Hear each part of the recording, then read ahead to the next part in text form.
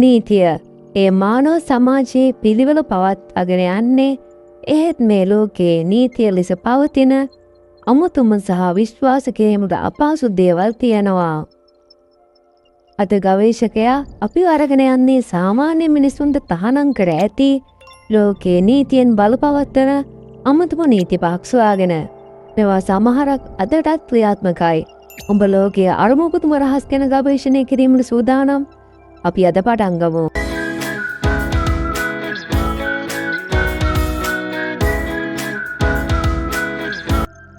නොම්බර 5. සිංගප්පූරේ චුවින්ගම් සපා කෑමට තහනම් කිරීම.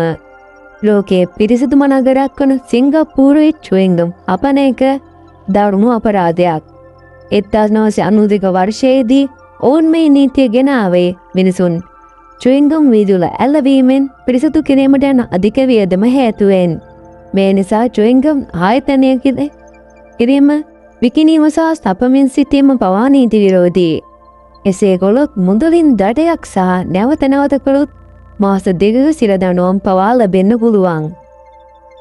නොම්බර 4. ඇමරිකාවේ ඔක්ලහෝමා ප්‍රාන්තය බල්ලෙකුට විහිළු කිරීම සපුරා තහනම් කිරීම. ඔබ සුමුණකයෙකුට විහිළු කරන්නේ යැයි සිතන්න.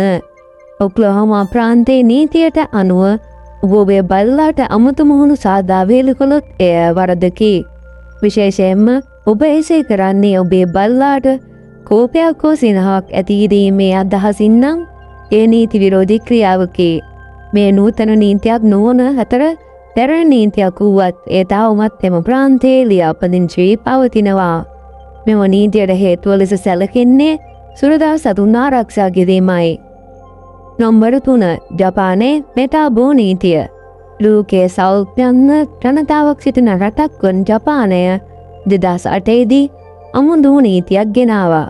ඒ අනුව වයස අවුරුදු 40ත් 75ත් අතර සියලුම වැසියන්ට රජය මගින් නියම කරන ඉඳා දෙයිනෙහි ප්‍රමාණය නොඉක්මිය යුතුය.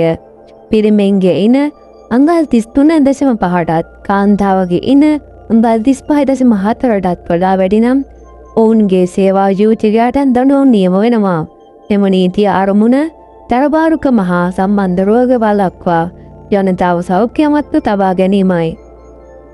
නොම්බර 2. ඉතාලියේ වෙරෝනා නගරය පොදු ස්ථානවල නිදා ගැනීම නීති විරෝධී. ෂේක්ස්පියර්ගේ රෝමියෝ සහ ජූලියට් කතාවට ප්‍රසිද්ධ වෙරෝනා නගරය ලෝක උරුමයක්. එහෙත් මෙහි වේදිවල හෝ බංකුමත නිදා ගැනීම සහ වාඩි වී කෑම පවා තහනම්.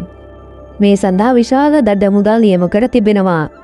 නගරයේ පෙනුම සහ ගෞරවනීය බව පවත්වාගෙන යාම මෙහි අරමුණයි.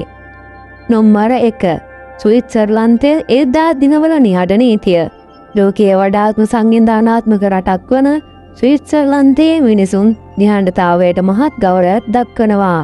ඒ නිසාම ඉරිදා දිනවල සහ රාත්‍රී 10න් පසුව මහල් නිවාසවල ශබ්ද ඇතිකරන ක්‍රියාකාරකම් තහනම්. උදාහරණයක් ලෙස ඉරිදා දිනක ඇඳුම් සේදීම, තනකොළ කැපීම, මිතුරන් පිරිසක් සමග ශබ්ද නගා සිනාසීම පවා ඔබේ අසල්වැසීන්ට පැමිණිලි කිරීමට හේතුවක් විය හැකියි. මේ ලෝකය පුදුමයි. අපිට සිතා ගැනීමටවත් නොහැකි තරම් අමුතු නීති, අමුතු ස්ථාන සහ අමුතු සතුන් අපාවට ඉන්නවා. මෙම නීති අතරින් ඔබ පුදුමයට පත් කළේ කුමක්ද? පහලින් කමෙන්ට් කරන්න. ගවේෂකයාගේ ඊළඟ ගවේෂණයට සූදානම් වීමට අපව සබ්ස්ක්‍රයිබ් කර බෙල් අයිකන් එක ක්ලික් කරන්න. ඊළඟ සතියේ ගවේෂකයා තවත් අභිරසක් හෙළි කරයි. එතෙක් ඔබට සුබ දවසක්.